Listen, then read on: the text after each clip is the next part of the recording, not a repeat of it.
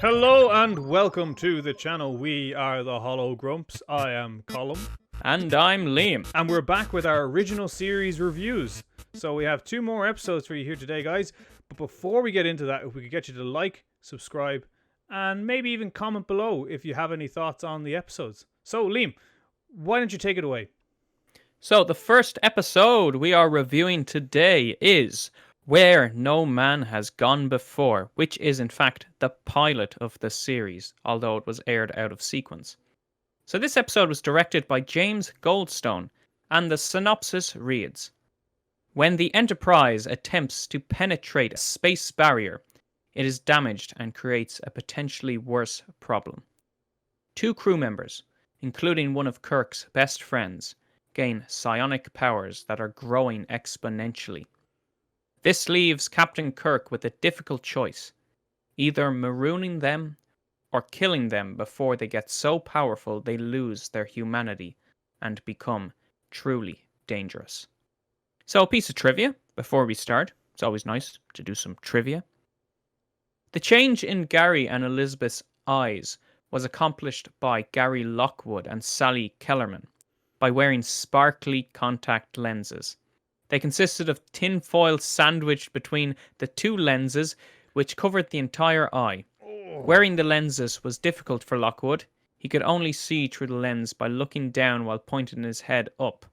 Lockwood was able to use this to convey Mitchell's arrogant attitude, which actually came across. That was the first time. I could see the pain, though. You could see the pain as well, couldn't you? Yeah, we said it throughout the whole episode when we were watching it that Mitchell was kind of like this, trying to painfully look on ahead. And I really felt sorry for him. Poor old Mitchell had pretty much the whole episode squinting sorely through his lenses. So, the costumes in this episode are from The Cage. You can see a couple of differences. Kirk only has 2 stripes on his cuff as opposed to 2.5, 3, and Spock only has 1. I think we got the first red alert of the franchise in this episode, which was great. They're going through they're going through some spatial barrier, and they go red alert, and we get the exact noise that we're supposed to get. Yeah, that whole thing. So nice. When we get to the bridge, and this was a bit funny. They call all the heads of the departments onto the bridge. Just like, oh, how will we introduce all the main characters organically? And it's like, okay, everyone, just stand in a line awkwardly behind the captain's chair. Clearly, when they run into trouble, none of these people had ever seen the episode of Voyager, The Caretaker. Brace for impact. But hopefully. Run the clip. Run the clip. Roll the damn clip.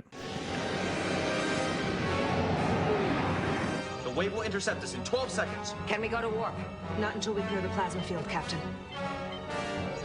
5 seconds. Brace for impact. 3.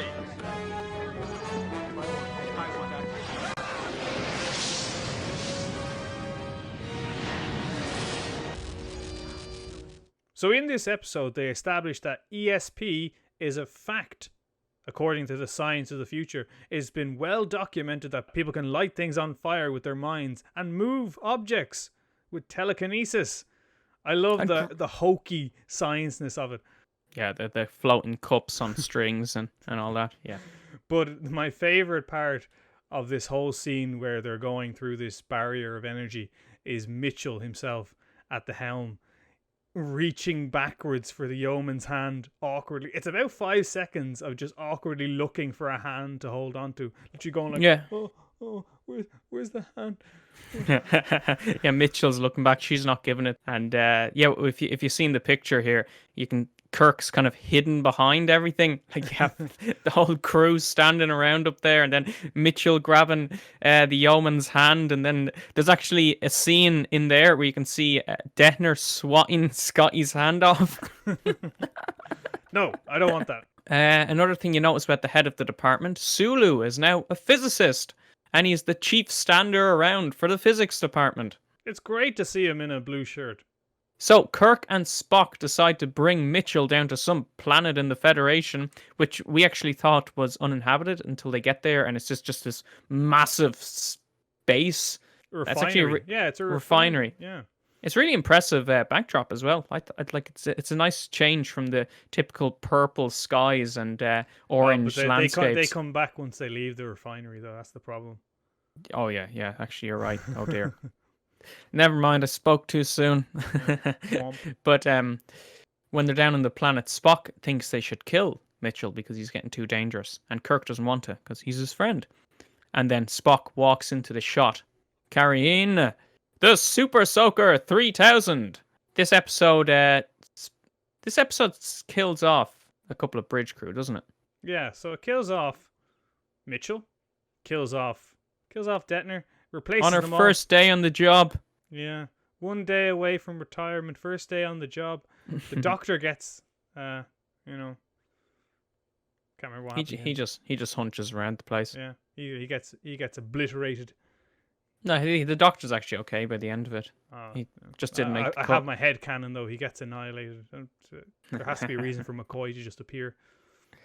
Yeah, didn't realize that ESP meant you can do whatever you want, whatever you please. As in, Mitchell literally turns into a god at the end of the episode. He spawns a load of plants and water and life.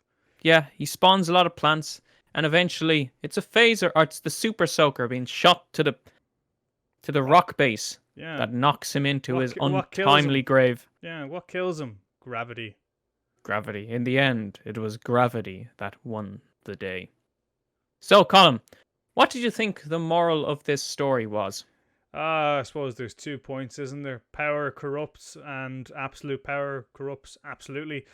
I think this episode actually shows the need for checks and balances in government and for people in power. Everyone has to be accountable for their power. You can't just be omnipotent, unfortunately. Yeah, I think that's probably the message he was going for, as in people in power. You don't know what it can do to people, and we should always have people there to balance them out and to check them. Because as we see from Mitchell, who is a great guy, looking out for the yeoman, taking her hand, making sure she's well looked after. Yeoman Smith. He also turned out to be a real arch villainous psychopath. Didn't you say this is kind of a Roddenberry fantasy? Yeah, it's by the time they get to the next generation, they finally just establish, okay, first episode, we're going to have godlike powers again, but this time we're just going to establish that we have one race, the Q, and that'll kind of be it. And whenever we want to go back to our well of godlike power beings, we'll just go to the Q continuum. All right, so we're going to move on to the next episode that we watched, called The Naked Time, directed by Mark Daniels. So here's a little synopsis for the episode. When Lieutenant Junior Grade Joey Tourmalin brings aboard an infection that killed the science team of Psi 2000... Is that the name of Spock's water gun? The crew of the Enterprise soon find themselves unable to control their most predominant emotions. Soon the entire starship is in shambles and plummeting towards the self-destructing planet. And as a little bit of trivia, and this is my favourite bit of trivia from the episode, John D.F. Black came up with Sulu's berserk scenes without specifying the weapon to be used. Unable to decide between a samurai sword or a fencing foil, he left the choice to George Takei, who picked the latter with the thought that by the 23rd century, humanity would have developed to the point where, in terms of culture, people would have moved beyond simply adhering to the ways of their ethnic background. Hence why Riley sings a faux Irish ditty. Womp. Now, to be honest, I think the aesthetic at the start of this episode is actually really nice. Although, Liam, those suits are so silly. They have their chemical suits to wear down to the planet that are so protective that we can actually see Spock's skin when he reaches out to pick up something, and through his glove you can actually see there's no protection there whatsoever. And Lieutenant Joey, when he's scanning something on the surface, he picks this thing up and then he puts it back. Oh no, what does he do first? Does he take his glove off and then pick it up? He takes his glove off to scratch his face, and then he puts his glove on the counter. And then he starts picking up that little device, and then he puts his hand on the side of the table, and then the droplet of whatever that stuff is gets onto his hand, and then he sees that and he's like, "Oh, what's this? Oh, better put my glove back on." Huh. He's a moron. Oh, I better scratch my nose before I put my glove on. Oh, he's the kind of person that would take off his helmet in space. Although we do get Nimoy delivering, "It's like nothing we've ever dealt with before." Done. It's nice to see that number 1 in the episode, as in Mijel Barrett, got her transfer to become a nurse because it was too progressive to have a female first officer. So we better put her in a short skirt and give her a blonde wig and send her off on her merry way as a nurse. Will Rebecca Romaine double up as Nurse Chapel? I suppose only time will tell as we see Strange New Worlds. Everyone actually watches with negative disposition as Joey tries to kill himself with a blunt butter knife but ends up with jam all over him. It's terrible. Don't do it, Joey! Don't do it! Don't do it. I've got the knife! I'm gonna do it! I don't know how he killed himself. It's amazing. But anyway, moving on. Mr. Riley, who tried to save him, in his feverish state, becomes offensively Irish. And we've decided because of this, we're going to address this and start an Irish counter. Every single time Gene Roddenberry puts in something that we find remotely Irish or offensive, not including Chief O'Brien, because that would just be redundant. Petty Chief Officer. But yeah, anytime it happens, we're just going to put up a little logo of a little character in a little hat, and we'll put a number beside him. So here's number 1. There he is. Bit of a character. Yep. And to be honest, I actually really like the Mr. Sulu stuff when he loses his mind and decides to become a pirate. It's just silly enough that it provides levity without being so silly that you're like, this is madness. I don't know what I'm watching anymore. Yeah, it's funny. People always talk about the Naked Time, and they always go on about Sulu running around the ship chasing people with a sword. But it actually works really well in the episode. It's surprisingly fun. The one thing that doesn't work is the singing. Especially for my sensibilities as an Irishman. Just when I was getting uplifted, Colin, Yeah. and you have to bring up the singing. Yeah, the singing. Was it Kathleen, I'll take you home? I'll take you home again, Kathleen, or That's something like It's not that. an Irish song. Like It's actually a German song, but it gets misconstrued. The Spock seduction scene. So Spock, of course, tries to hit on Nurse Chapel. Oh my God, Colin! That's why they had the turbolift scene with Spock and I was going to say Una and number 1, because they actually just looked at who was playing Nurse Chapel and thought in the Naked Time number 1 dressed up as a nurse and Spock and number 1 got it on. Okay, Liam, I'm going to stop you there because no. That's all Michael No. Chabon. This is why he was sacked, or this is why he quit from Star Trek Picard, because they realized he made a bit of a blunder when he thought that Nurse Chapel, in all the scenes that he'd written, was in fact number 1 in disguise. No. The next they're gonna have number 1 as a Beta Z. No. I'm putting my foot down. No. Fine. Actually, this episode has a lot of the famous lines in it because Scotty actually says his famous line. Do you want to say it, Liam? I can't change the laws of physics. That was pretty good. It wasn't bad. We also was get okay. Kirk. You get Kirk being Kirk, which is great, being OTT. And to be honest, I think these scenes of madness, because this whole episode it just becomes absolute madness. They have a limit. I mean, you can only do so much before you kind of corrupt the character's ideals, I think. Yeah, that's where Kirk says, "Hold my beer," and just takes it too far. This virus that actually infects everyone, it gets a cure anyway. McCoy comes up with a cure because he realizes it's just fancy water. It's smart water.